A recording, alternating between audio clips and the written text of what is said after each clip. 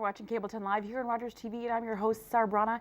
It's wonderful to be with you this first Monday of January, a very chilly Monday. So hopefully you're at home, relaxed, sitting in your family room TV, watching us, and we appreciate that. So thank you very much. As always, we're live, 905-848-5483 is our number. We encourage you to give us a call. Let us know what you're thinking, your thoughts, opinions, constructive thoughts are always helpful and welcome. So let us know what you're thinking.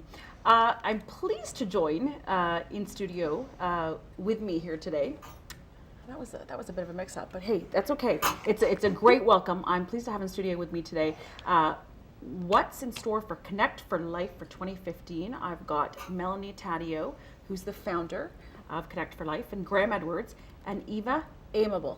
Welcome, everybody. Thank you so much for having us. Thanks for coming in today. It's really cold out there. So very cold. Yes. Yeah, so I know it's not easy to come in, but we appreciate that you've come in today.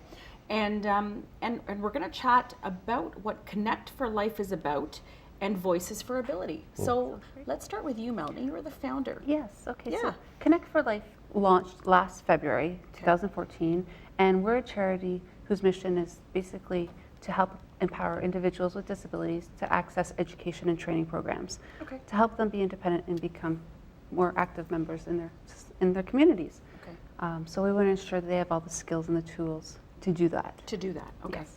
And so you have a visual impairment. I do. And so this story is much closer for home for you in that you wanted to, one, be able to connect yourself and help others connect. Absolutely. I myself suffered a massive stroke at the age of 21 that left me completely paralyzed and legally blind. And I was in my fourth year university.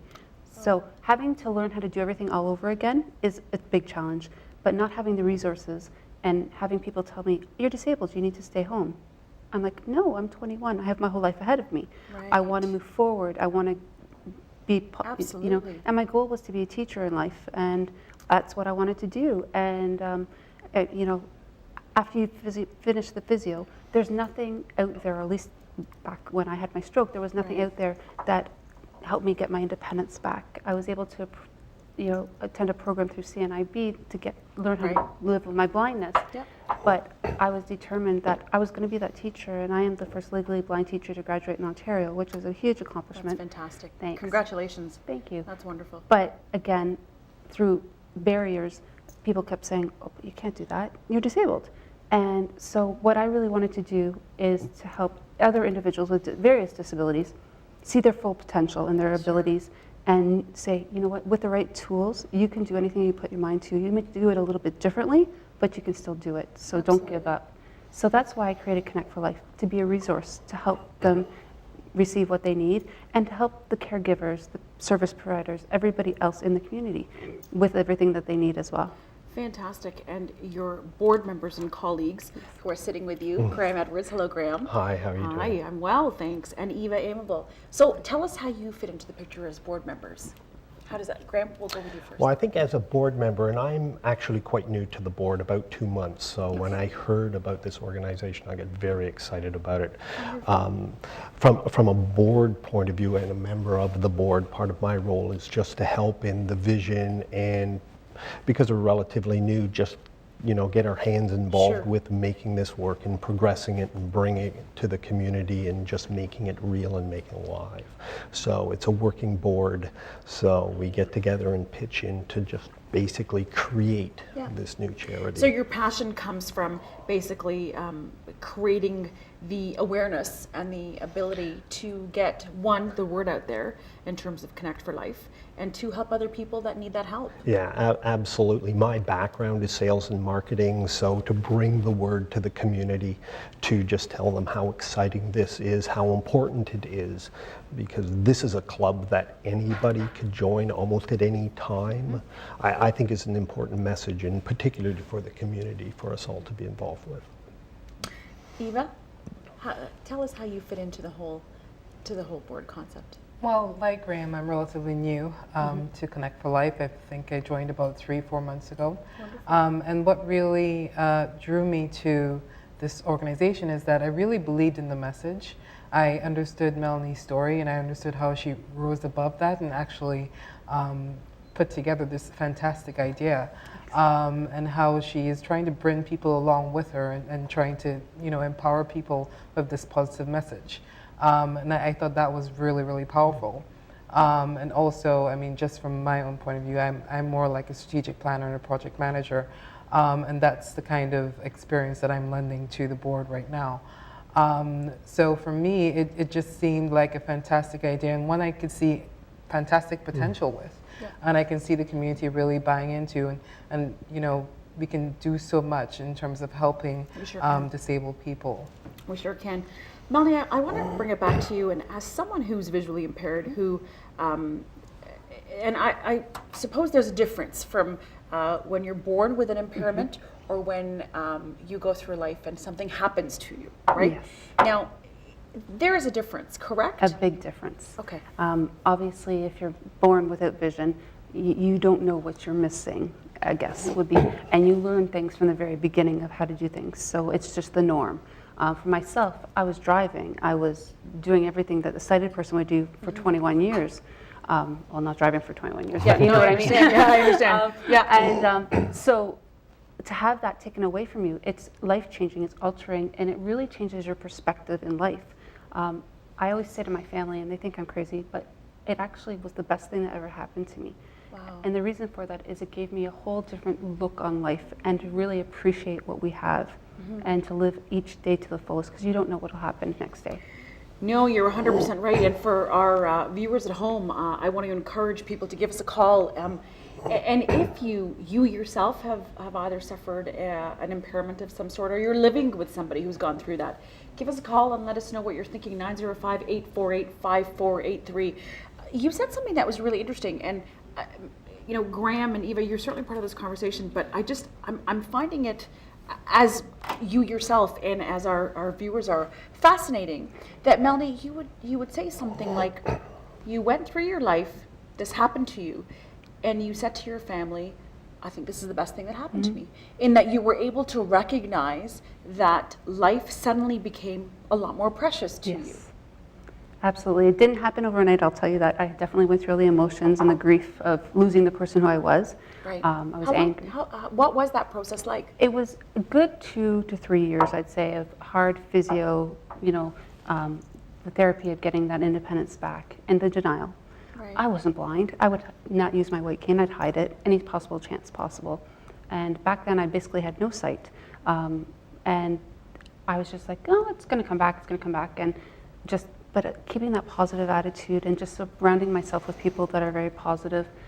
And my mom said to me one day, you're still the same Melanie deep down. You got to find her. And I said, you know what? You're right. So I did a lot of thinking, and over those 3 years, you know, a lot of talking with different people who had been visually impaired from birth, people that had gone through similar situations as myself. And then I started looking at other people with various disabilities and hearing their stories. And you know what?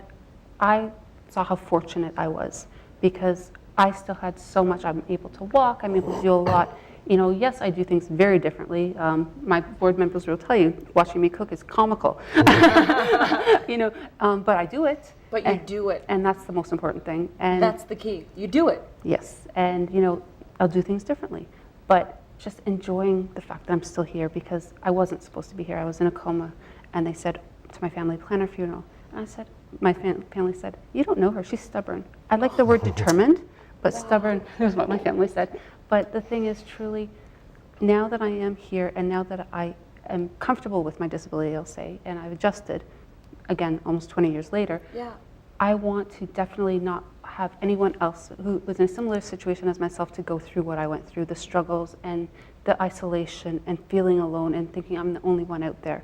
So I truly just want us to be able to provide people with the resources that they need. That ability to say, it's happened to me, and I've been able to work my way through it, and so you too can work your way through it. I have a question for both of you, and this is meant with no disrespect whatsoever, but is it sometimes a feeling of discomfort, uncomfortableness to be around? And Melanie's smiling because it's very much a question that people will ask. I know people are thinking it, and our viewers are thinking it too. You think, oh my goodness, how do I act? What do I do? Do I say? Do I not say? How do you feel about that? And is it an issue?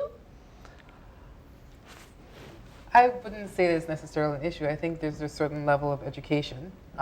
You know, there's a whole, you have to think about, you know, what can I say? Right. What can I not say? In what way should I be saying it? That's the important thing as well. But I think, you know, like us, they're people too. They want to be treated with respect like everyone else. Yeah. And we just need to recognize that and just, you know, treat them in that way. And of course, I just kind of like ask. Like I would ask of anyone else. I would ask, what do you feel comfortable with me asking you about, basically? So what are my boundaries? As you would with, you know, you wouldn't necessarily know if you can touch a pregnant lady's belly, but Right. yes. It's a very good point that you make, because that's a boundary. Yeah, exactly. So you just need to Yeah. understand the boundaries.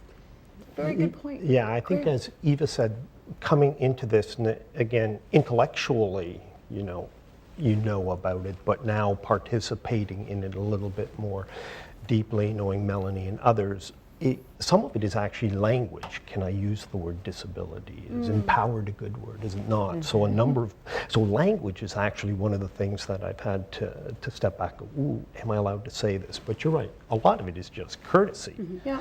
And what I've found quite quickly is at the end of the day, and it may sound simple and trite, but we are all people. Yeah. And we all have challenges. They could be just simple, oh, work is a horrible challenge, but that's real for someone, and it could be a physical disability or something even worse.